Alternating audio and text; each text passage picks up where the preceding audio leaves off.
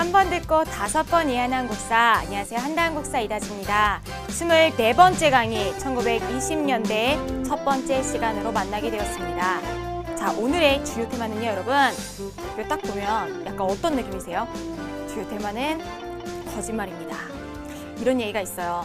거짓말로 몸을 지킬 수는 없다. 도금이 벗겨지면 언제나 떼운 자리가 드러나기 때문이다.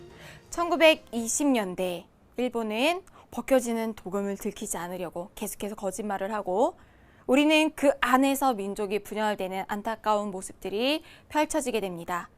그래서 문화 통치를 실질적으로는 뭐라고 불러야 되는지를 오늘 선생님과 함께 탐구를 해보도록 하고요. 일제강점기 전반적으로 우리가 살펴봤던 내용들도 도표들도 머릿속에 딱 들어오셔야 돼요. 우리 일제강점기의 이해 중에서 1910년대까지 해봤습니다. 국제통치, 그 다음 뭘로 나눠요? 일제가 어떻게 통치했는지, 그리고 마지막이 우리나라에서의 독립운동이 국내와 국외로 나눠서 살펴보는 내용을 얘기를 했습니다. 자, 이걸 1910년, 20년, 30년대 이후로 쪼개서 한번 볼 건데요. 우리가 이미 1910년대 봤어요. 1910년대 무슨 통치 시기? 무단 통치 시기. 자, 이 무단 통치 상황 속에서 우리나라 사람들은 같이 모여 있는 것도 안 됐죠. 이 상황 속에서 국내 독립운동은 비밀 결사였다는 거 중요하게 살펴봤고요. 독립의군부나 대한광복회의 내용들이 떠오르셔야 됩니다. 자, 그러다가 국외에서는요, 독립운동 기지 건설을 위한 노력들이 계속됐습니다. 크게 4가지였는데 기억나세요? 러시아 쪽에 연해주, 그리고 만주 지역, 중국 관내 상하이, 미주 지역, 샌프란시스코까지 살펴봤습니다. 크고 작은 뭐 이런 전투도 없이 화려한 내용이 없는 그런 상황이었지만 이제부터 이제 여러분들이 보게 될 내용들이 1910년대 이 토대 위에서 형성이 되는 거예요. 자, 1919년에는 굉장히 중요한 사건이 일어나게 됩니다. 1차 세계대전이 끝나고 파리 강화회의가 열리게 되는데 여기서 윌슨이 민족 자결주의를 얘기를 하게 돼요. 민족 자결주의는 민족이 스스로의 운명을 결정할 수 있다라고 하는 뜻이었기 때문에 우리 민족은 독립의 의지를 3.1운동을 통해서 보여줬고 이걸로 인해서 일제의 통치 방식이 바뀌게 되죠. 일단 강압적인 무단 통치가 아니라 좀 더 부드러운 살살 달래는 형태의 문화 통치로 내부적으로는요, 3.1운동의 그 열기를 이어받아서 독립운동이 훨씬 더 다양화됩니다. 이어서 나라 바깥에서는 독립운동의 구심점, 이걸 이끌어 나갈 기관으로 대한민국 임시정부가 수립이 되고 30년대까지 이어지게 되는 무장독립투쟁의 역사가 쓰여지게 됩니다.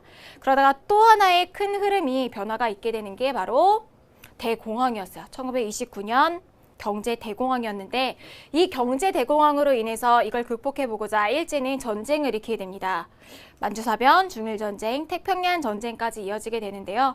여기서 한국인들을 효율적으로 활용하기 위한 민족 말살 통치가 시행이 되고 여기서 우리의 말과 역사를 억압했기 때문에 국내에서는 민족 문화를 수호하기 위한 운동이 일어나게 됩니다. 그래서 조선 어학회 사건 등등을 살펴보게 될 거고요. 나라 바깥에서는 20년대부터 계속 이어져 오는 무장독립투쟁의 역사가 쓰여지게 됩니다. 전반적으로 10년대 단위로 끊어서 여러분들 역사를 파악해 보시면 되고요. 가장 중요한 국제적인 상황이 어떻게 국내에 영향을 미쳤는지를 여러분들이 유기적으로 연관시켜서 파악해 보시는 것이 굉장히 중요합니다. 그러면 이것만은 꼭 넘어가서 살펴보도록 할게요. 일단 일본의 통치부터 한번 살펴볼게요. 일본은요, 보통경찰제라고 해서 예전에 헌병경찰제를 폐지하고 뭔가 되게 좋게 바꿔주는 것처럼 해요. 여기에 담긴 모순이 뭔지 하나하나 여러분들이 다 비판을 하면서 보셔야 되는 거예요.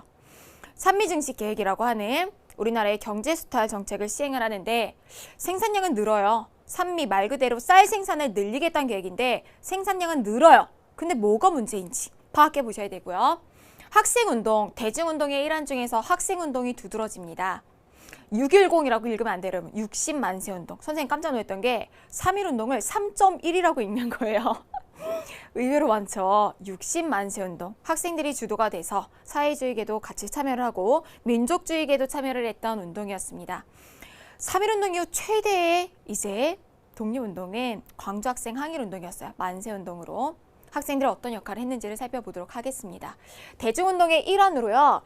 대중운동이라고 하는 것 자체가 우리가 얘기하는 그 대중가요 할 때 대중이 맞아요. 일반적인 사람들. 근데 한국의 일반적인 사람들은 일제강점기 치하에서는 굉장히 불리한 대우를 받았겠죠. 대중운동은 그런 사람들 중에서도 그 불리한 위치에 속한 한국인들 중에서도 가장 낮은 위치에 속한 사람들의 지위를 향상시켜 주자는 거예요. 그래서 그들로 하여금 독립의 원천을 삼자고 하는 좀 장기적인 계획입니다.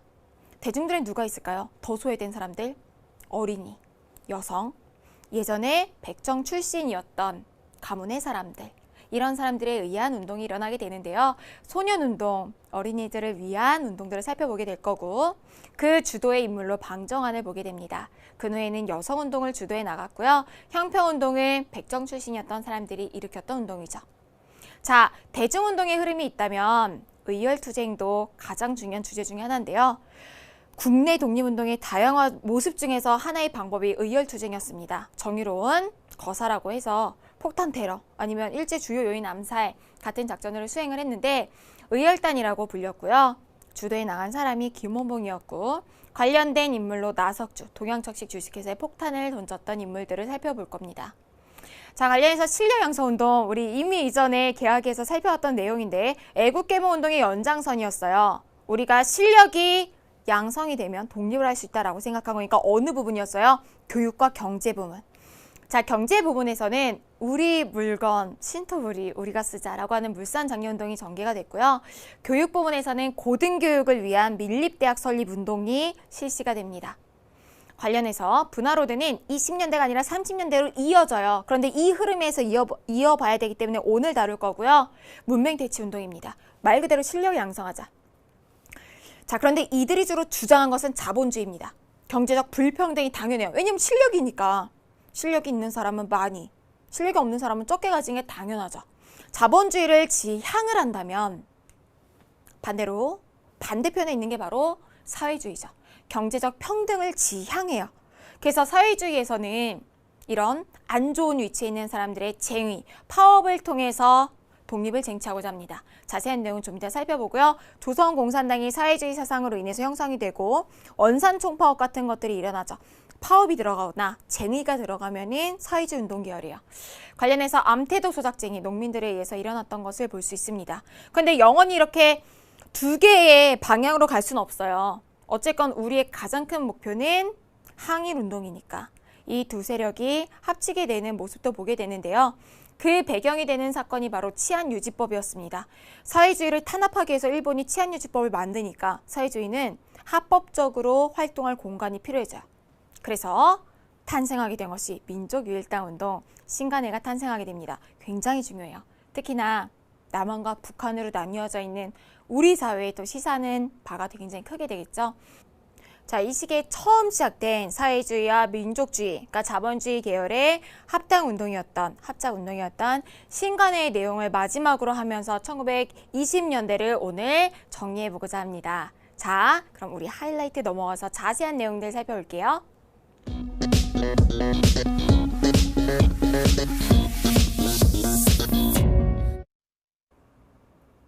자, 24강 하이라이트 들어가 보겠습니다. 저번 시간 마찬가지로 1920년대 일제 식민 통치 상황을 먼저 보고 복습 한번 해보고 그 다음에 우리 관련해서 다양해진 국내의 독립운동들을 살펴보겠습니다. 첫 번째는요. 1920년대 일본이 어떻게 식민 통치를 했는지 어떻게 우리 것을 이제 수탈을 해갔는지를 살펴보도록 할게요. 여기 핵심 뭐라고요? 거짓말. 기만성을 우리가 밝혀내는 겁니다. 자, 1920년대 3.1운동 이후에 일제는 충격을 받고 무단통치에서 문화통치로 이름을 변경하고요. 우리가 앞으로는 이런 것들을 하겠다라고 엄청나게 홍보를 했어요. 그러니까 이들의 주장이에요. 그런데 이 안에 담겨있는 기만성, 실질적으로 어떻게 운영되었는가는 우리가 오늘 파헤쳐 봐야 될 문제죠.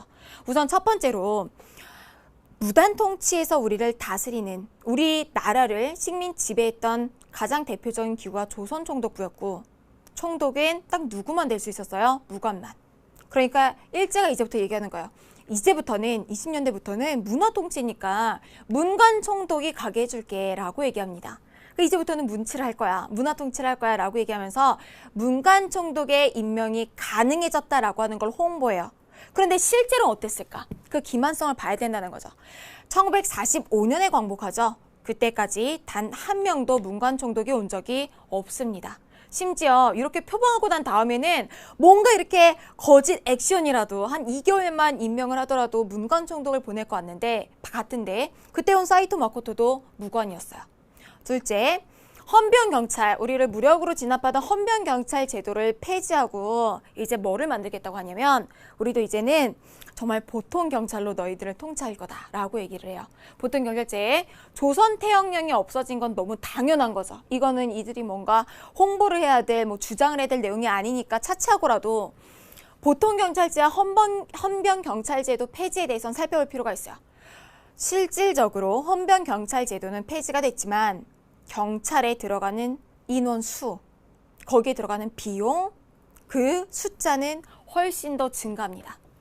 심지어 고등경찰이라고 하는 걸 만들어요. 우리나라의 독립운동가들을 색출해내기 위해서 고등경찰 제도를 도입해서 이들이 더욱더 우리나라의 독립운동가들을 이렇게 색출해내서 엄청나게 탄압을 하는 상황이 펼쳐지게 됩니다. 그러니까 우리가 왜 일제강점기 영화 보다 보면은 막 사복 입은 탐정 같은 사람들이 독립운동가들 막 쫓아다니면서 괴롭히잖아요. 그때 떠올리는 고등경찰을 생각하면 될 것 같아요. 특별 고등경찰. 자, 언론 출판 집회 결사의 자유를 보장을 해주겠다라고 해서 실제로 한국인이 만든 한글로 발행되는 동아일보나 조선일보가 이때 창간이 돼요. 그런데 이걸 운영을 해 나갈 때 한글로 신문이 나건 그걸 한국인이 하건 내용이 중요하잖아요. 그 내용에 대한 검열은 훨씬 더 심해졌고 그래서 그걸로 인해서 마음에 안 들면 이거를 정지시켜버리죠. 정간 혹은 없애버리는 폐간이 나오게 되는데 이게 훨씬 더 증가했다는 거죠. 매달 한 6건은 나오게 되니까 일주일에 한두 번은 신문이 안 나오는 거예요. 엄청나게 큰 거죠. 정간을 당해서 중지가 되거나 폐간돼서 없어지는 경우가 굉장히 많았습니다. 자, 이게 문화통치 실상이죠.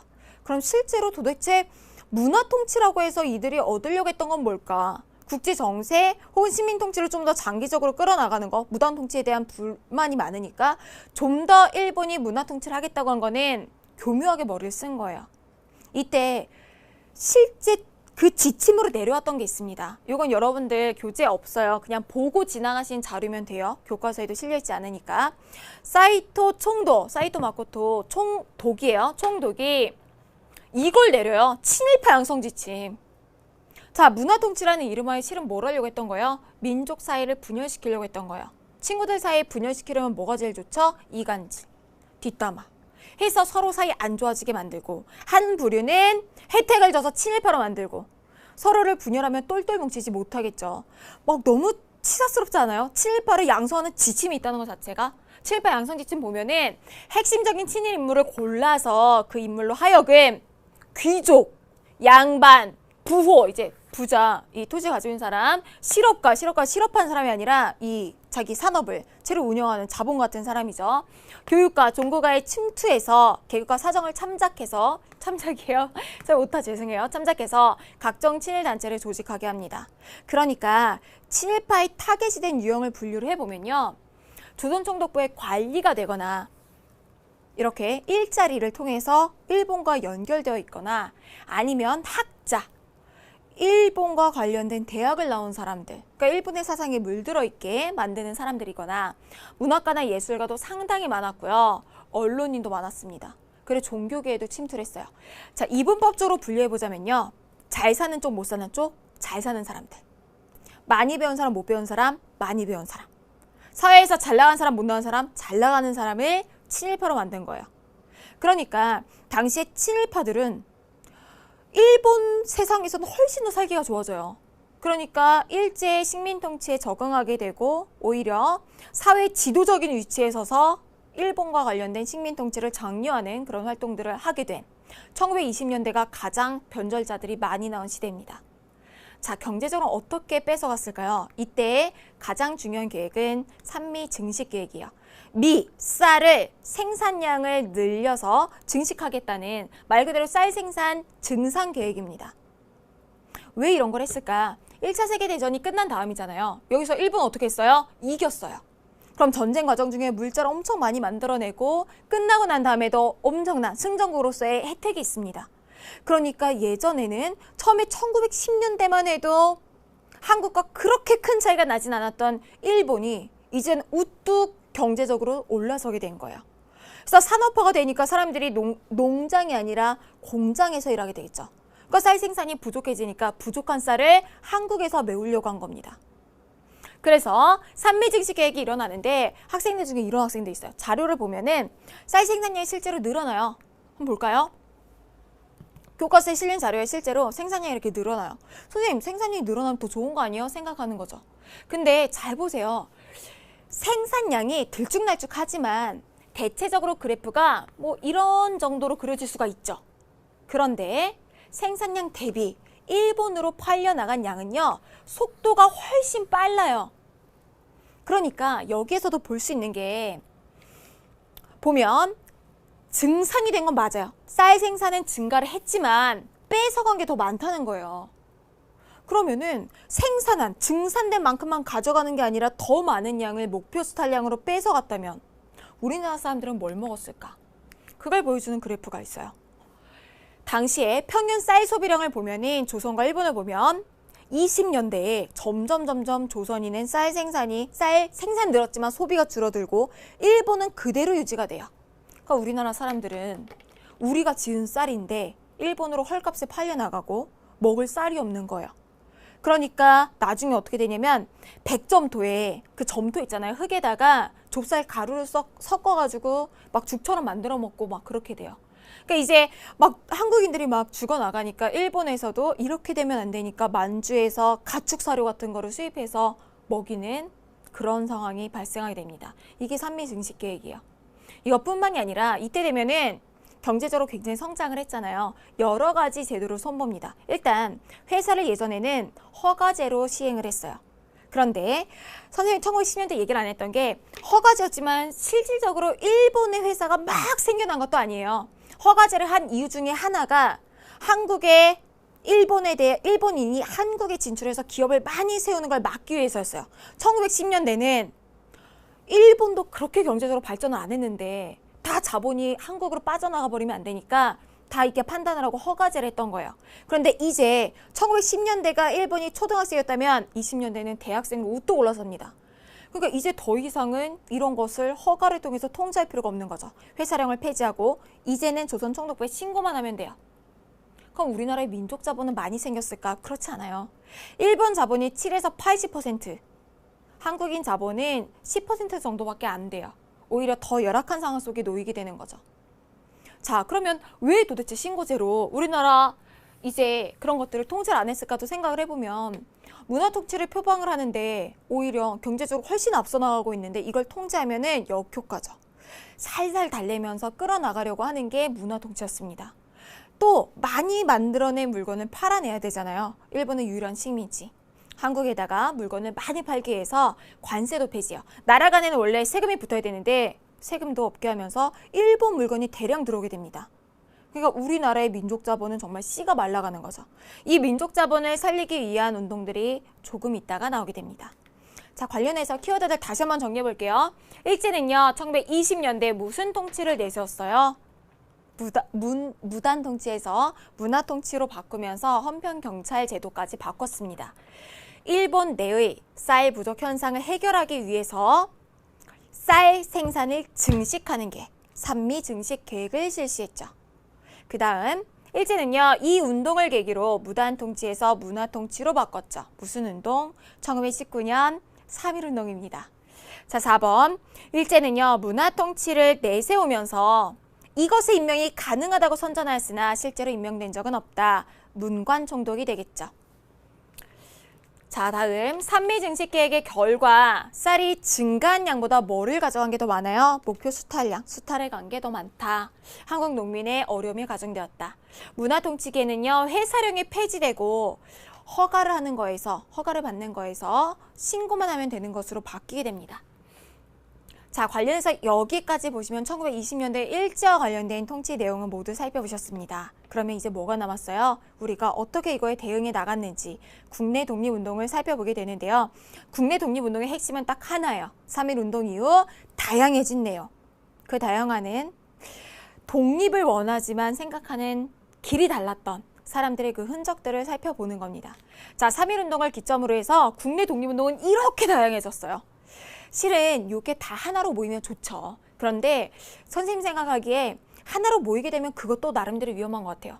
사람들마다 생각이 다르고 개성이 다른데 어떻게 하나로 뭉칠 수가 있겠어요. 각자 이해관계가 다른데 3.1운동 이후에 독립을 추구해 나가는 방식에 따라서 이렇게 네 파트로 나눠서 살펴볼 수가 있어요. 첫 번째가 대중운동인데 말 그대로 일반 대중 중에서도 가장 사회적 약자의 위치에 놓여있는 사람들이 자신의 목소리를 내기 시작한 평등한 권리를 주장하기 시작한 거죠. 이들의 권리의 신장이 장기적으로 봤을 때는 우리나라의 독립과도 연결이 되는 거죠. 어떤 대중들? 어린이, 여성, 백정 출신의 가문들, 학생 같은 이런 대중들의 운동들을 살펴볼 수 있습니다. 두 번째로요. 일본의 주요한 요인들 암살, 테러, 폭력 관련된 키워드들 우리가 느끼기엔 부정적인 키워드라고 느껴질지 모르지만 당시에는 정말 필요했던 의열투쟁의 모습도 볼 수 있습니다. 정의로운 일을 한다라고 하는 뜻이에요. 의열투쟁이. 자, 이런 흐름도 하나로 볼 수가 있고요. 또 하나의 흐름으로 실력 양성 운동이 있습니다. 전에 얘기했던 대로 이 민족주의 계통이에요. 민족주의가 뭐예요? 그 나라의 민족은 한 민족이 한 나라를 구성하려는 거예요. 지금 우리는 그런 상황이 아니잖아요. 식민 통치 상황에서는. 자, 여기서는요. 실력 양성과 결부돼서 경제적인 불평등이 당연시되는 당연한 사상을 선택합니다. 자본주의. 실력에 따른 경제력도 차등 분배돼야 된다라고 하는 생각이죠. 그래서 여기에서 추구하는 건 뭐예요? 어떤 실력? 교육에 있어서의 실력. 경제력에 있어서의 실력을 양성하자라고 하는 거였고요. 반대편에 있는 게 바로 사회주의였죠. 사회주의는 1차 세계대전 중에서 사회주의 혁명이 일어나요. 소련에서. 그렇게 되면서 그거에 영향을 받아서 사회주의가 일어나게 되는데 여기서 핵심은 경제적 평등이에요. 그래서 여기서는 사람을 딱 두 종류로 봐요. 자본가와 노동자. 자본가, 노동자. 여러분 생각하기에 선생님은 자본가 같아요? 노동자 같아요? 이렇게 딱 질문하면은 다 자본가 같아요. 자본가고 돈이 좀 있는 사람들은 다 자본가라고 생각해요. 절대 아니죠, 여러분. 우리나라의 대부분의 사람들은 다 노동자예요. 선생님은 지식 노동자죠. 지식을 활용을 하는, 그리고 몸으로도 강의를 하는 지식 노동자입니다. 자본가가 되려면은 생산 수단을 가지고 있어야 돼요.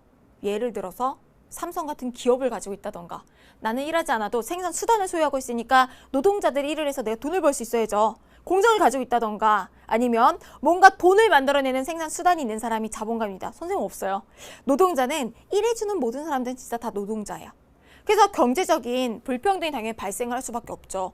우리나라도 재벌이 있고 재벌이 아닌 사람이 있듯이 이거에 대해서 노동자 계층이 혁명을 통해서 자본가 계급을 타도하자고 하는 것이 사회주의의 목표예요. 선생님, 근데 이게 왜 도대체 독립이랑 관련이 있어 생각할 수 있어요? 관련이 있죠. 왜냐면 일제강점기의 노동자의 대부분은 한국인이고 자본가의 대부분은 일본인 아니면 친일파예요. 그러니까 한국인 노동자에 의한 계급혁명은 독립으로 이어질 수가 있는 거죠. 가장 효율적인 방법으로 선택을 했던 것이 쟁입니다. 스트라이크라고 하죠, 영어로. 일 안 해버리는 거, 파업이라고 하는데요. 대표적인 노동자 계층 누가 있어요? 농민들. 농민들은 소작료와 관련된 투쟁을 하고 소작쟁이를 하고 노동자들도 파업을 하게 됩니다. 그래서 쟁의 내용들을 살펴볼 수 있어요. 근데 이렇게 영원히 두 개로 가지 않고 이게 통합되는 신간회를 마지막으로 살펴보는 거죠. 자, 대중운동부터 들어가 보도록 하겠습니다. 첫 번째는 학생들의 운동이에요. 우리 역사 속에서 학생의 중요성은 선생님 광개토대왕 나이 얘기할 때 얘기해줬죠. 정말 독립운동도 이끌어 나간 주체였고 나중에 민주화운동을 이끌어 나간 주체이기도 합니다. 자, 학생운동이 일어나게 되는데요. 학생운동에 그 시작점이 있을 거 아니에요. 그 시작점, 계기가 됐던 것이 바로 우리 조선의 마지막 왕이죠. 마지막 왕의 죽음. 순종이 승하면서 마지막 왕이었던 순종이 승하면서 이제 만세운동의 계획이 됩니다. 학생과 사회주의 운동에 의해서. 그런데 누가 긴장했을까요? 일본은 이때 긴장을 했겠죠. 왜냐면 한번 겪어봤으니까. 고종이 승하했을 때 사람들의 반응을 봐서 이번에는 미리 발빠르게 대응을 한 거예요. 그래서 서울에만 7,000명이 경찰 인원이 증원이 됐다고 합니다. 그래서 미리 막 수사를 해가지고 순종의 장례식 전에 수거한 전단지만 27만 장이었대요. 근데 그럼에도 불구하고 순종의 장례식 이후에 만세운동이 대대적으로 일어나게 되는데 이게 바로 60 만세운동입니다.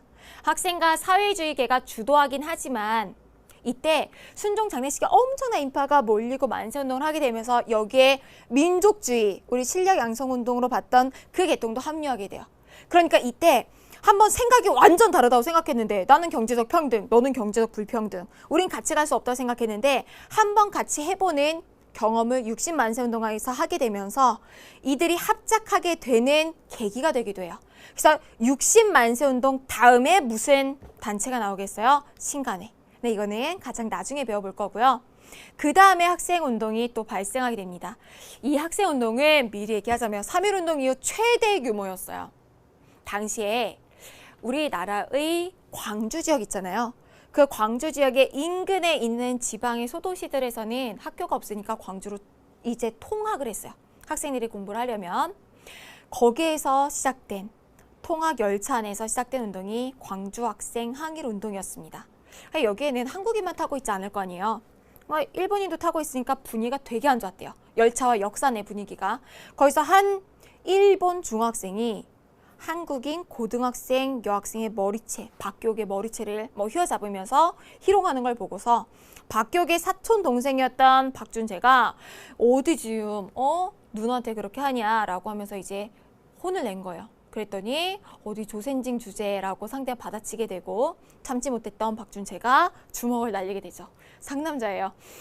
그렇게 되면서 이게 패싸움으로 번지게 되고 그런데 한국인 학생만 처벌하게 되면서 대대적인 항일운동으로 번져나갔던 것이 광주학생 항일운동입니다. 자, 실제로 뭐 교과서에도 이렇게 얘기하고 얘기를 하지만 선생님이 이렇게 생각을 해요. 정말 단순히 여학생에 대한 희롱 사건만으로 학생운동이 일어날 수 있을까? 아니죠. 그 이전부터 켜켜이 쌓아온 학생들이 일제에 대해서 느끼는 그 불평등함이 터져났던 것이라고 생각을 한 거예요. 일본은요, 가장 효과적인 일제 통치 수단 중에 하나가 뭐였냐면 교육이었어요. 그래서 특히나 자라나는 청소년들한테 열등감을 심어주려고 수학여행을 항상 어디로 가게 했냐면 일본으로 가게 했어요. 한국인은 무조건 수학여행이 한국 학생은 정해져 있어요. 일본으로 가요. 왜요? 가면서 우리나라랑 다른 일본의 발전된 모습을 보고 기죽을 하고 열등감을 느끼라고. 근데 일본의 계산이 완전 잘못됐어요. 그 다음에 무슨 일이 일어났냐면 7년 동안에 한국 학생들이 열등감을 느끼기는커녕 어떻게 이렇게 차별대우가 심하냐면서 동맹유학을 7년 동안 404건 일어나요. 그냥 학교 안 가버리는 거예요. 그러니까 막 일본 생각에는 막 진짜 왜 우리나라 이렇게 열등하지 이런 걸 느껴야 되는데 우리나라 학생들은 왜 이런 차별대우를 하는 거야? 라고 하면서 막 우리가 오히려 발전을 해서 독립을 해야겠다는 생각을 했던 거죠. 자, 그런 기본적인 교육에 대한 불평등함 이런 것들이 터져 나오는 계기가 필요했던 거고 그게 바로 이런 사건이었던 거죠. 광주학생 항일운동으로 또 한 번 민족운동에 이런 독립운동에 활성화되는 계기가 되기도 합니다. 자, 대중엔 또 다양한 사람들이 있잖아요. 특히나 무시되기 쉬운 소년운동을 주도해 나갔던 이가 바로 방정환입니다. 어린이날 때문에 방정환을 모르는 사람은 없죠. 옛날에는 정말 조선시대 때까지만 해도 지금은 자신의 이제 자식을 너무나 소중히 여기는 그런 분위기가 형성이 돼서 자식을 막 한 명만 낳아서 막 황제처럼 떠받드는 이웃나라 중국도 그런 문화라고 하는데 옛날에는 정말 그런 분위기가 아니었어요. 자식을 왜 낳냐면 일시키려고, 농사시키려고. 사랑해서 낳는 막 두 사람 사이의 사랑의 결정체 이런 개념이 아니라 뭐라고 불렀냐면 애새끼, 아해놈, 애자식 이렇게 불렀어요. 사랑이 존칭이 아닌 거죠. 자, 이걸 보고서 안타깝게 생각했던 사람이 있습니다. 방정환이었죠. 방정환은 동학을 믿었는데 동학은 우리가 이미 배웠듯이 인내천 사상이 있어요. 사람 안에는 하늘이 있다는 거예요. 인내천. 그럼 분명히 아이들 안에도 하늘의 그 속성이 있을 텐데 왜 이렇게 무시하고 왜 이렇게 인격이 사라지는 이런 시절을 보내야 되는 거지 고민을 하면서 처음으로 어린이라고 하는 용어를 씁니다. 어린이. 옛날에 이제 아해놈 이렇게 불렀다니까요. 어린이라고 하는 용어를 쓰면서 소년운동을 주도해 나가죠. 자, 동학이 발전되면서 나온 이런 종교가 천도교예요. 동학의 연장선이라고 보면 돼요. 천도교 소년회를 구성을 해서 아동들의 인권 향상을 위한 노력을 했죠. 그럼 이게 왜 도대체 독립운동과 연관이 되어 있을까? 당연히 연관이 있죠, 여러분. 이 인권을 존중받은 아이들이, 어린이로 불리기 시작한 아이들이 20년 뒤에는 독립운동의 주역이 될 테니까. 당시에 방정환이 쓴 동화가 있어요. 만년셔어츠라고 되어 있어요. 만년셔어츠. 선생님은 고등학생 때 읽었고 지금은 좀 구하기 어려운데 동화예요, 동화. 만년셔츠가 뭐냐면 엄청 가난한 집 학생이 있는데 고등학생인데 러닝 셔츠를 살 돈이 없어서 맨날 위에는 남학생이에요. 맨날 위에는 아무것도 안 입고 다니는 거예요. 그래서 나는 맨날 이렇게 다니지만 내 맨살이 만년 셔츠다. 맨날 입고 다니는 셔츠다 라고 해서 만년 셔츠라고 하는 이름을 붙였어요. 그러니까 여기서 주는 거는 주인공이 너무나 힘든 환경 속에서 살지만 막 밝고 꿋꿋하게, 우리가 드라마에서 자주 보는 신데렐라 같은 스토리죠. 그 내용을 실으면서 이 학생을 통해서 한국인 어린이들한테 희망을 주려고 했던 거예요. 일제강점기에 너무 어렵지만 씩씩하고 꿋꿋하게 자라라 라고 하는 의미에서 동화, 뭐 이런 동시 같은 것들을 활발하게 저술했던 분입니다. 대중운동. 자, 그럼 또 다른 소외받는 대중으로 누가 있었을까요? 아무래도 한국인에서 남자보다는 여성운동이 일어나게 되는데 나중에 이제 신간회를 배울 거잖아요. 신간회의 자매단체, 여성단체가 바로 근우회예요. 그런데 이게 1920년대가 우리나라뿐만 아니라 전 세계적으로 실은 여성운동이 활성화된 시기입니다. 왜일까요? 역사 속에서 왜라고 하는 질문 굉장히 중요하죠. 1차 세계대전이 끝난 이후였기 때문에요. 1차 세계대전은 세계사적으로 별명이 뭐냐면 총력전이에요. 원래 전쟁에 남자들이 나가고 여자들은 집에서 남편을 기다렸죠. 근데 총력전이라고 해서 나라의 모든 자원을 쏟아붓는 거예요. 그래서 여자도 간호사로 전쟁에 참전하기도 하고 군수 공장에서 일을 하게 되면서 여성이 전쟁에 참전하게 된 거죠. 총력을 기울이게 됐다는 거예요. 전체가 다 참여하는. 그러니까 여성도 이제는 사회적으로 목소리를 낼 수 있게 된 거예요. 1920년대. 그래서 되게 재밌는 게 뭐냐면 선생님이 예전에 학교에 있을 때 학생들이랑 소그룹으로 이제 주제 연구 같은 걸 했었어요. 그때 했던 것 중에 성형수술의 역사가 있었는데 선생님 팍 서칭을 해보니까 가슴과 관련된 여성의 수술은 대부분 확대 수술로 가는데 딱 한 시기만 가슴 축소 수술이 있었어요. 그때가 바로 1920년대입니다. 그러니까 가슴이 축소되는 것이 오히려 그 방향성으로 간다는 뜻이에요. 왜냐면 보이시한 것이 트렌드였고 여성 해방이 트렌드였으니까 머리를 짧게 자르고 신여성, 구여성과 구분되는 우리는 평등을 추구하는 신여성이라는 개념이 나왔고 이런 여성들이 또 독립운동으로 연결이 되는 거죠. 자, 또 다른 사회적 약자계층, 대중운동의 흐름 속에서 보고 있어요. 바로 백정 출신의 집안들. 일어났던 것이 바로 형평운동입니다. 백정에 대한 차별을 없애자는 거예요. 선생님, 가부개혁 때 신분제가 폐지됐는데 왜 백정에 대한 차별을 없애야 되죠? 생각할 수 있어요. 우리가 제도가 바뀌어도 여러분 사람들이 그걸 따라가는 데는 굉장히 오랜 시간이 걸려요. 사람들의 생각, 문화까지 따라가는 데는. 신분제는 폐지가 됐지만 여전히 예전에 가축도살업제에 대한 천대하는 풍조가 남아있던 거예요. 자, 여기에는 하나의 일화가 있는데 어떤 한 사람이 조선총독부 관련된 관리가 되고 싶었어요. 그래서 지금 주민등록 등본이 있잖아요. 그런 걸로 비슷한 게 일제강점기에 민족부가 있었는데 민족부를 관청에 가서 떼어본 거예요. 그런데 거기에 자기 이름 위에 충격적으로 빨간 글씨로 보한이라고 있는 게 써있던 거죠. 잡을 도자, 가축을 잡는 사람. 아니, 신분차별이 폐지가 돼서 신분 제도 자체가 폐지돼서 백정 가문이라고 할지라도 옛날에 백정 가문에서도 지금 변호사도 할 수 있고 의사도 할 수 있고 다 할 수 있는 시대예요. 그런데 아직까지도 국가에서 공공기관에서 관리하기로도 가축 잡는 사람이었던 거죠. 그래서 생각을 한 거예요. 이런 차별을 없애자. 그래서 형평운동이 시작되는데 형평운동의 형자가 백정들이 가축을 잡고 나면 그 무게를 재는 저울추를 뜻합니다. 저울. 자신들이 공평하게 그 무게를 쟀던 저울 위에다가 자신들의 인권을 한번 재본 거죠. 인권을 평등하게. 그래서 조선 형평사가 형성이 되는데요. 특히나 진주 지역에서 활발했습니다. 진주 지역에서 일어나고 진주가 당시에 이런 백정 가문 출신들이 많이 살았다고 해요. 진주 지역에. 진주 기억하시고요. 이런 대중운동의 모습들을 볼 수 있습니다. 자, 대중운동이 있다면 또 다른 독립의 방향으로 의열투쟁이 있었어요. 정의로운 일을 실천한다라고 하는데 요즘에 암살이라고 하는 영화가 나왔잖아요. 거기에 요 의열단과 관련된 활동이 나온대요. 선생님 보진 않았지만. 근데 선생님 되게 어릴 땐 뭐가 있었냐면 아나키스트라고 하는 영화가 있었어요. 무정부주의자들의. 아나키스트 영화 속에서도 나오지만 이 사진 실제로 그대로 의열단원들은 사진을 찍을 때마다 가장 멋있는 차림으로, 가장 정돈된 차림으로 사진을 찍었습니다. 왜냐면 이게 내 생의 마지막일 수 있으니까. 그걸 기념하기 위해서 항상 폭탄을 가지고 일본의 중요한 요인 그리고 식민통치 기관을 제거하기 위해서 자신의 목숨을 바쳐서 하는 활동들이었기 때문에 내일이 보장되지 않는 일들이었어요. 의열단. 자, 이 의열투쟁을 1920년대에 볼 수 있는 게 바로 의열단입니다. 주도에 나갔던 인물이 바로 김원봉인데요. 암살에 딱 나왔다고 하더라고요. 그 조승우 역할로.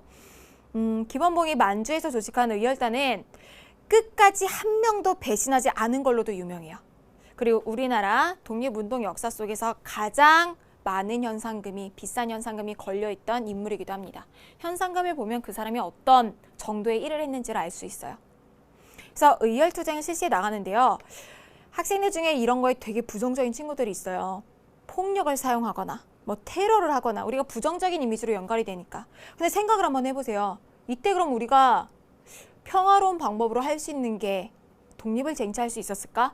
선생님은 중립적으로 가르친 교사가 아니라 거기에서 좀 벗어나서 한 명의 그냥 국민으로 목소리를 낸다면 이건 당연했다고 생각해요. 선생님 입장에서는. 그건 선생님 생각이니까. 일제가 총과 칼로 무단으로 통치하고 독립운동가들을 잡아가고 학살을 하는데 우리를 도와줄 강대국 어떤 나라도 세계에 없어요. 우리가 우리 스스로 독립을 쟁취해야 되는데 약소국가에서 개인이 할 수 있는 가장 마지막 활동이에요. 거의 폭탄 테러니까. 그 폭탄 터뜨리고 자신도 죽는 거니까. 약소국이 취할 수 있는 마지막 액션이었다고 생각을 하시면 좋을 것 같습니다. 왜냐하면 이걸 부정하면 우리 역사를 바로 볼 수가 없어요. 자, 의열투쟁의 활동들을 볼 건데요. 주로 하는 활동들이 그런 거예요. 우리나라의 식민통치에 앞장서는 사람들, 일제 통치기관들 폭탄 테러를 하고 의거활동을 하면은 일본에서 한국에 가고 싶어하는 사람이 없겠죠. 이런 식민통치 왜 하냐고 하는 여론이 조성되기 위해서 했던 것들입니다. 대표적으로 볼 수 있는 인물이 이제 의열단에서 김원봉이 이거 이끌어 나가려고 한 분한테 가서 글을 하나 받아요. 우리가 힘들 때마다 읽을 수 있는 글을 써달라. 그분이 바로 단지 신채호 선생이었고 조선혁명선언을 써줍니다. 여기 나온 게 뭐냐면 조선이 혁명적으로 독립하기 위해선 민중과 함께 폭력을 쓰는 수밖에 없다라고 하는 얘기를 해요. 그래서 우리가 역사 속에서 볼 수 있는 의열투쟁 대표적인 활동들 김익상의 활동을 볼 수 있습니다. 정말 식민통치의 핵심 기관이죠. 심장부 조선총독부에 가게 되는데요. 김익상의 사진. 의열 단원의 단원들이 의거 활동을 하러 가기 전에 항상 마지막으로 생각을 한다 그랬잖아요. 그러니까 김익상한테 그렇게 얘기를 했대요. 기록에 나와 있는 게 남자는 원래 한 번 가면 돌아오지 않는 거다. 그러니까 가서 죽더라도 너무 애석하게 생각하지 말고 이건 정말 나라 위한 거다라고 했더니 김익상이 아닌데 나 일주일 있다 돌아올 건데 라고 얘기를 했대요. 폭탄 2개를 딱 챙겨가지고 만주에서 한국으로 건너가서 조선 총독부에 2개의 폭탄을 던지긴 하지만 주요한 인물들이 없었기 때문에 인명피해는 없었어요. 그런데 일본에 주는 충격은 상당했죠. 예를 들어서 청와대가 폭발된 거랑 똑같아요. 청와대에 누가 들어와서 폭탄 테러한 것과 똑같아요. 조선 통치의 핵심 기관인 조선 총독부의 의거활동이 있다는 것 자체만으로도 충격을 줄 수 있죠. 김익상은 또 실제 자기의 말처럼 무사히 탈출해서 일주일 만에 돌아오게 됩니다. 다음으로 볼 수 있는 인물이 아마도 여러분들 가장 내신 시험에도 많이 나오고 교과서에서도 많이 언급되는 나석주. 식산은행에 관한 활동, 동양척식 주식회사를 없애기 위해서 바로 명동으로 떠납니다. 자기 생애 가장 멋진 모습으로. 실제로 의열단원들은 평상시에도 승마, 테니스, 수영 같은 걸 해서 이제 체력을 단련을 시켜요. 극한 상황에서 혼자 그거를 이끌어 나가야 되기 때문에. 나석주도 가장 자기 생애 마지막이 될 수 있기 때문에 깔끔하게 정장으로 차려입고 식산은행을 먼저 이제 폭탄 의거 활동을 했는데 실패하게 되고요. 동양척식 주식회사로 그 다음에 옮겨가게 됩니다. 그 다음에 명동에서 이제 조선 총독부의 그 경찰들과 시가전을 벌이게 되는 모습들 우리가 살펴볼 수 있는 거죠. 자, 마지막 인물이 김성옥이에요. 종로경찰서가 당시에는 독립운동가들에 대한 이런 고문으로 굉장히 유명했던 곳입니다. 그래서 김상옥 같은 경우에는 종로경찰서 의거활동도 했고 관련해서 김상옥을 잡으려고 일본 경찰이 1000명 정도가 파견이 돼요. 네, 마지막에 막 그 치열한 전투 장면이 있거든요. 혼자 여러 명의 일본인들을 상대로 하면서 허벅지만 11발의 총알을 맞아요. 나중에 자기가 일본인 손에는 죽기 싫다라고 하면서 마지막 순간에는 자결하는 모습을 볼 수가 있죠. 이런 활동들이 의열단의 활동들이었습니다. 지금 어디를 살펴봤어요? 3.1운동 이후에 1920년에는 국내 민족운동이 다양해지는데 첫 번째가 대중운동이었고 대중들의 이런 권리를 신장시키기 위한 활동들을 봤습니다. 형평운동, 여성운동, 소년운동, 학생운동. 그리고 그 다음에 독립의 또 다른 방법으로 생각했던 폭탄, 테러, 의거 활동들이 바로 의열투쟁이었어요. 자, 이런 활동들 의열투쟁에서 이런 김상옥이 종로경찰서에 그 의거 활동을 했잖아요. 종로경찰서 근처, 지금의 종강역 1호선 근처에 가면은 요게 있어요. 김상옥 의사의 의거터가 요 모래암 옆에 이렇게 작게 있어요. 이런 게 되게 가슴이 아픈 측면이죠. 우리가 지금도 기억하고 감사해야 될 인물들에 대해서 제대로 다뤄지지 않고 있는 부분.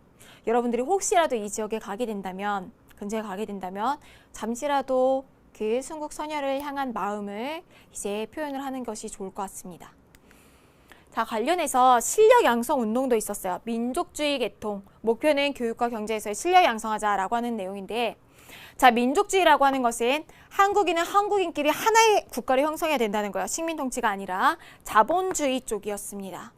그래서 이들은요, 교육에서의, 경제에서의 실력 양성을 볼 수 있어서 산업 부문을 진흥시키려는 내용들이 많이 나오게 됩니다. 특히나 이때는 뭐가 됐어요? 일본 물건은 관세 철폐. 그러니까 우리 물건은 우리가 좀 사서 써주자라고 하는 물산 장려 운동이 퍼지게 됩니다. 이 내용 우리가 이미 개학기 때 살펴봤었죠. 뭐 할 때 봤었어요? 국채보상 운동할 때 혼동되기 쉬운데 물산 장려 운동과 구분하라고 했죠. 평양에서 조만식이 이제 이끌어 나가게 되는데요. 전국적으로 퍼져나가서 국산품을 애용하는 실질적으로 많은 성과를 보게 됩니다. 근데 이거에 대해서 누구는 비판한다? 사회주의는. 왜냐면 당시에 국산품이 일본 물건 혹은 다른 나라 물건보다는 비싸고 품질이 떨어지는 건 맞아요. 민족 자본 형성이 안 돼 있고 자본력이 아직 안 되고 산업도 발전을 못했으니까. 근데 정말 독립심, 민족에 대한 마음으로 국산품 애용이 이렇게 막 퍼져나왔던 거예요.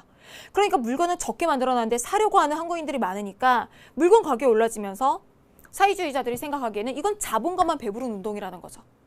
그렇게 되면서 사회주의자들의 비판, 나중에 일제 이런 방해 공작으로 인해서 시들해지게 됩니다. 자, 교육면에서도 많은 변화가 일어나게 되는데 이때부터는 예전에는 허용되지 않았던 고등교육이 이제 문화통치 시기에서는 허용이 됩니다. 그래서 우리가 무슨 생각을 하는 거예요? 고등교육. 대학을 우리 민족의 돈과 힘으로 건립을 하자. 밀립대학 설립운동이 시행이 됩니다.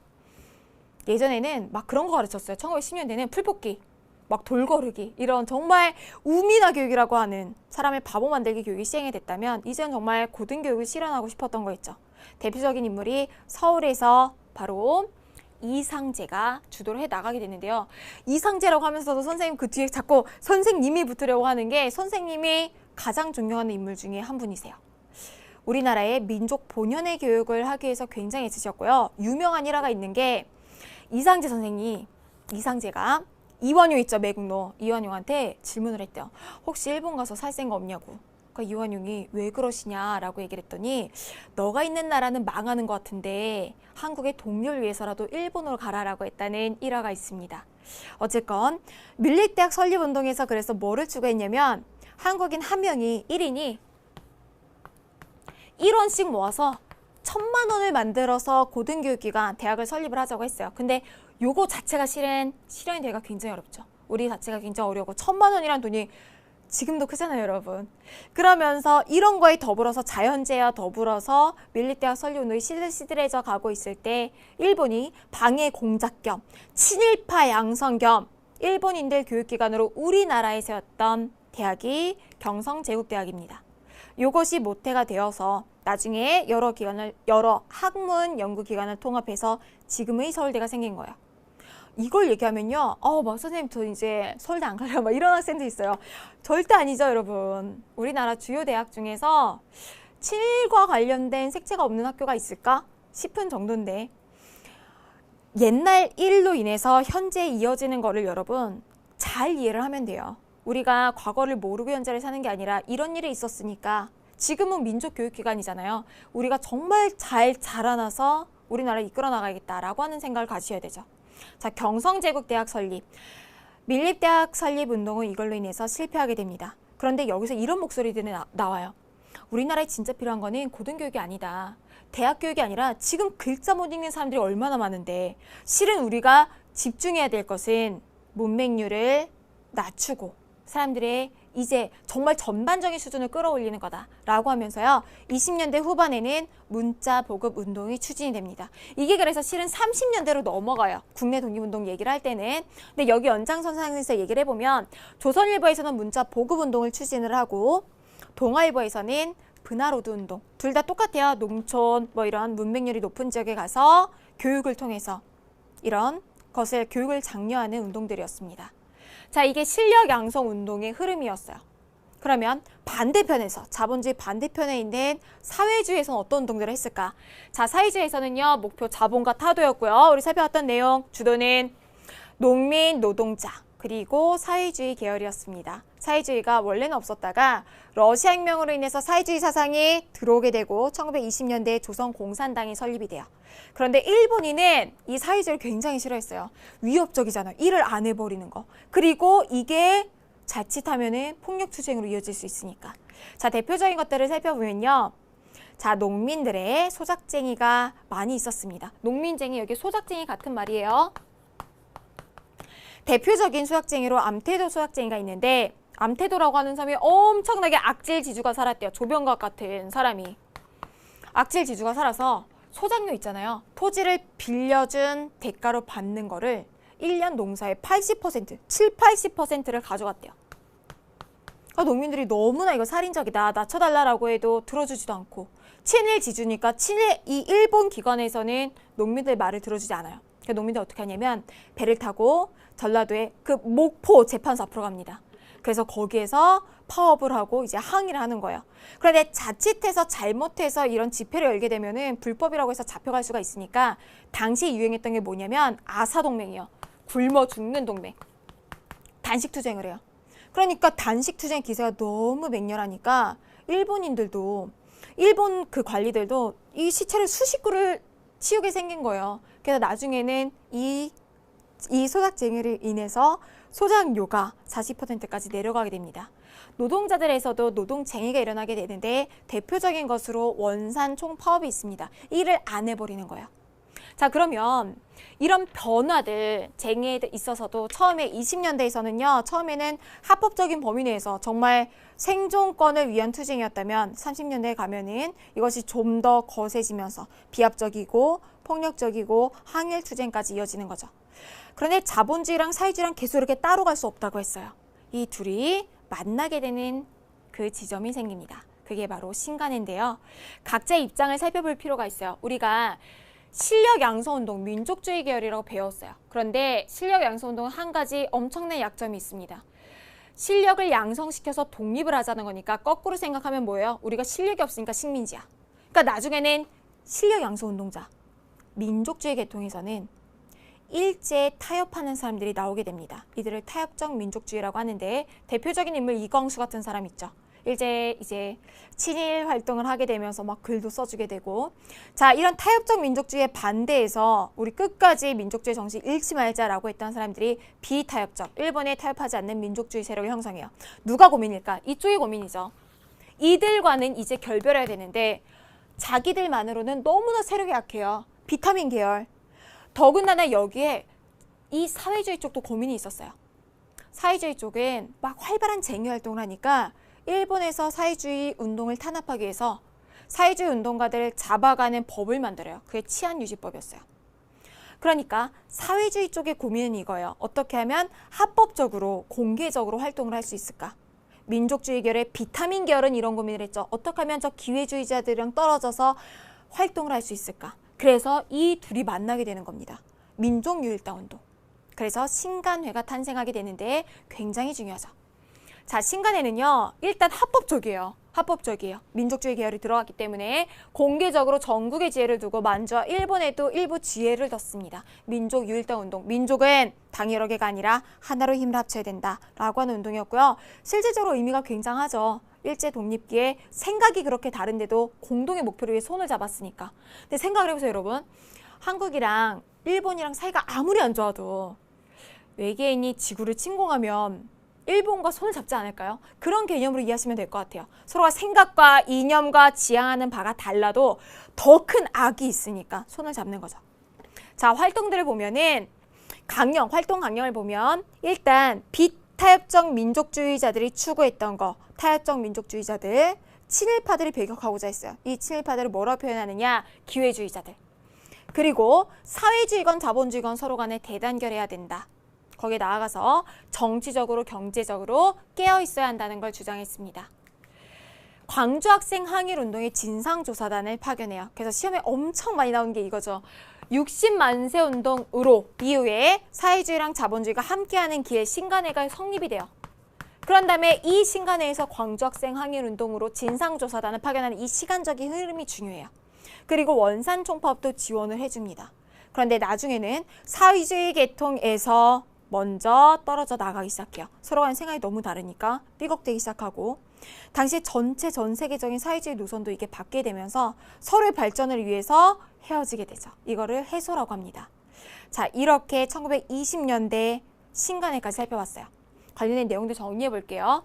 60만세 운동에서 민족주의 계열과 사회주의 계열이 연대를 모색한 결과 우리가 조금 전에 살펴본 신간회가 창립되었죠. 60만세 운동은요. 이것이요 최대 규모의 항일 민족 운동이었다. 이거 틀렸네요. 60만세 운동이 아니라 광주학생 항일 운동이죠. 광주학생 항일 운동은 3.1 운동 이후 최대 규모의 항일 민족 운동이었습니다. 3번 신간회의 자매단체로 여성운동을 주도했던 근우회가 있었고요. 신려양상운동에서는 회사령철폐에 대응해서 우리 물건 우리가 쓰자 물산장려 운동이 일어나기도 했죠. 자, 고등교육의 필요성에 따라서는 밀립대학을 설립하기 위한 운동을 했고요. 노동자와 농민을 대상으로 한 어떤 운동? 문자 보급 운동을 벌였습니다. 나석주는 식산은행과 동양척식 주식회사에 폭탄을 투척했죠. 의열활동. 자, 관련해서 오늘 배웠던 키워드들 총 정리해 보겠습니다. 우선적으로요. 제일 처음 봤던 키워드는 문화통치였어요. 문화통치는 1920년대 일제가 표방했던 통치 방식입니다.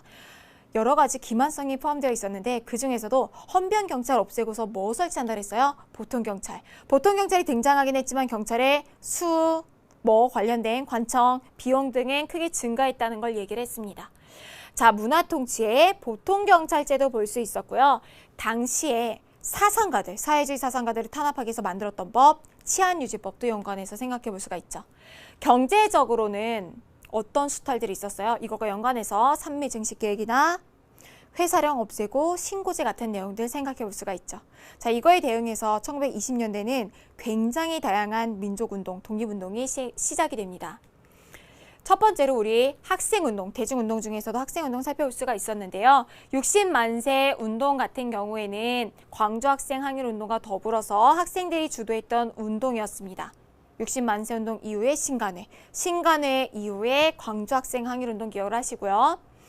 여성들의 인권을 향상시키자는 운동도 있었어요. 신간회 자매단체 근우회가 있었습니다. 1920년대.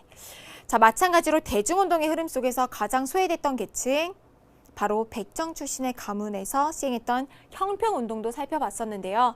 조선형평사를 조직해서 주요한 도시가 진주였습니다. 기억나시죠?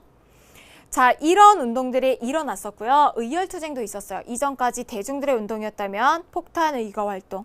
자, 의열투쟁은 누가 조직을 했느냐? 의열단을 김원봉이 조직을 했고 신채호의 어떤 글을 받았어요? 조선혁명선언. 뭐밖에 없다? 민중폭력. 자, 이것뿐만 아니라 여러 인물들이 활동을 했는데 조선총독부의 투척, 폭탄 투척 김일상, 동양척식 주식회사 나석주, 그리고 하나 더 나아가서 우리 종로경찰서 관련해서 김상옥을 살펴봤습니다. 자, 이런 의열활동들이 존재를 했었고요. 실력양성 운동 계열에서도 독립운동을 해나갔어요. 실력 양성하면 독립을 할 수 있다. 그래서 교육과 경제면에 있어서의 실력 양성을 볼 수 있었는데 경제면에서의 운동을 먼저 살펴봤습니다. 무슨 운동? 물산 장려운동. 자, 물산 장려운동은요. 평양에서 조만식이 시작을 했고요. 이전에 국제보상운동과 구분을 해두셔야 됩니다. 관련해서 나중에는 실패하게 되는 사회주의자들의 비판을 받았다고 했죠. 자, 교육면에서는요. 우리의 손으로 대학을 설립하자라고 하는 밀립대학 설립운동이 일어났고 서울에서 이상제가 관련해서 실패하고 난 다음에 경성제국대학 같은 것이 수립이 돼서 일제가 이걸 통해서 친일파들을 양성하는 수단으로 활용하기도 했습니다. 자, 이후에는요. 1920년대 완전 후반에서 1930년대 넘어가면서부터는 문맹률을 낮추기 위한 문자보급운동이 조선일보에서, 동아일보에서는 분화로드 운동이 일어나게 되죠. 관련해서요. 지금 우리 살펴본 거 지금 무슨 운동? 자본주의 계통의 운동이었어요. 반면에 사회주의 계통의 운동도 있었는데 이들은 농민과 노동자를 통한 쟁의 활동을 주도했습니다. 소작쟁이. 농민들의 쟁의는 대표적인 운동 암태도 소작쟁이가 있었고요. 노동자들의 경우에는 신간에서도 진상조사단을 파견했어요. 원산총파업이 있었습니다. 자, 마지막으로 이 자본주의와 사회주의가 만나게 된 지점 신간회에 대해서도 살펴봤죠. 신간회는요. 민족 유일당 운동의 하나였고 기회주의자들을 배격을 했고요. 또 뭐가 있었죠? 광주 학생 항일운동에 진상조사단을 파견을 하고 원산총파업을 지원해주기도 했습니다. 신간회가 마지막에 해체될 때 쓰는 표현 해소라고 하는 표현도 고유의 표현으로 기억을 해두시기 바랍니다. 자, 여기까지 1920년대는요. 정말 좀 다양했어요. 그래서 1920년대에 일제통치의 기만성을 확인을 하고 대중들의 운동, 그 다음에 의열투쟁, 실력 양성운동, 하나하나 서랍 정리하세요 머릿속에. 그리고 사회주의 운동. 그리고 사회주의와 자본주의를 통합하는 신간회까지 살펴봤습니다. 어디까지 본 거예요? 1920년대 국내 독립운동까지. 우리 다음 강 25강에서는요. 국외에서 벌어진 운동들을 살펴보겠습니다. 대한민국 임시정부가 수립이 되고 무장독립투쟁이 어떻게 진행되어 나갔는지 살펴보도록 할게요. 다시 보기 통해서 마지막으로 키워드 점검하고 우리 다음 강에서 만나요.